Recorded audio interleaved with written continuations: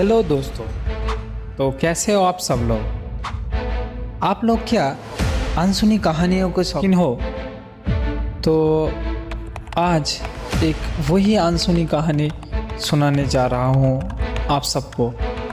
तो चलिए शुरू करते हैं एक भूतिया डरावनी कहानी। गांव का नाम था मरघटिया। यह 50 साल पहले एक जातिगणनी को जिंदा जला दिया गया था। उसका नाम था कालीबाई।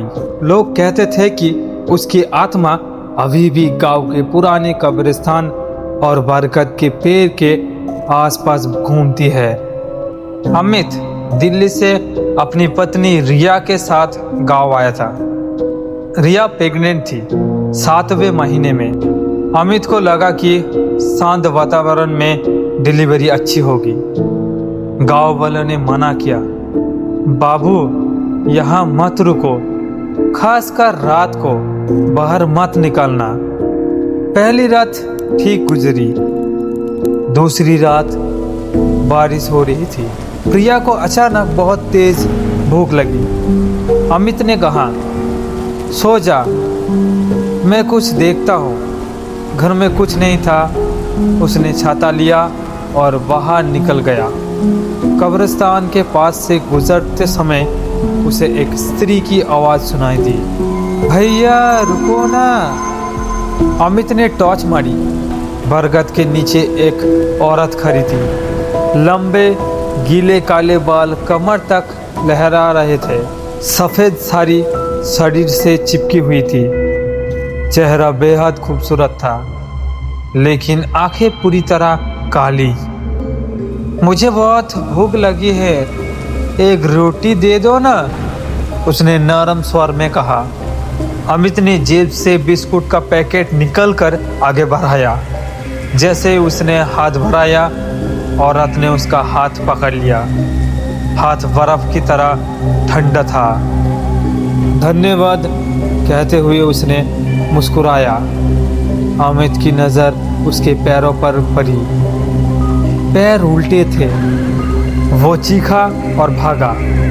पीछे से भयानक हंसी गूंजी। अब तुम बच नहीं सकते। तुम्हारी बीवी का पेट बहुत स्वादिष्ट होगा। अमित घर पहुंचा तो रिया दरवाजे पर खड़ी थी। उसके चेहरे पर अजीब सी मुस्कान थी। तुम कहाँ गए थे? उसने पूछा, लेकिन आवाज़ कालीबाई जैसी लग रही थी। अमित ने उसे अंदर ढकेला। प्रिया के पेट पर हाथ रखते ही उसे लगा अंदर कुछ हिल रहा है। बहुत तेजी से प्रिया ने अचानक अपना मुंह खोला। उसकी जीभ बहुत लंबी हो गई थी, काली और चिपचिपी। मुझे बच्चा चाहिए, तुम्हारा बच्चा। अमित ने उसे पीछे धकेला और भागकर कमरे में ताला बंद कर दिया। बाहर से प्रिया दरवाज़ा पीट रही थी। खोलो, मुझे खून चाहिए, गरम खून। अमित ने खिड़की से बाहर देखा। बारिश में सैकड़ों चुड़ैल खड़ी थी। सभी के पैर उल्टे, बाल खुले, मुंह से लाल टपक रहे थे। बीच में खड़ी थी असली कालीबाई। उसका चेहरा आधा जला हुआ था। आंखों की जगह खाली गड्ढे, लेकिन दांत चमक रहे थे। तुम्हारी बीवी अब मेरी हो चुकी है, कालीबाई चिल्लाई। उसके पेट में मेरा बीज है। कल सुबह तक वो मेरे बच्चे को जन्म देगी और तुम दोनों को खा जाएगी। अमित ने फ़ोन निकाला, कोई नेटवर्क नहीं। रात भर वो कमरे में बंद रहा। बाहर से चीखे, हंसियाँ और नाखूनों की खरोचने की आवाज़ आती रही। सुबह होने वाली थी। दरवाज़ा अचानक शांत हो गया।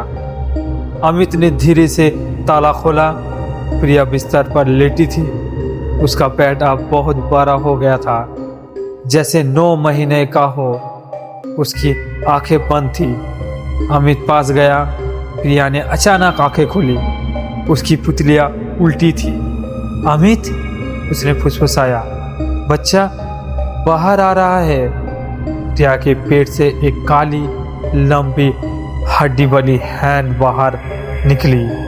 नाखून इतने लंबे कि बिस्तर चीर रहे थे। फिर दूसरा हाथ।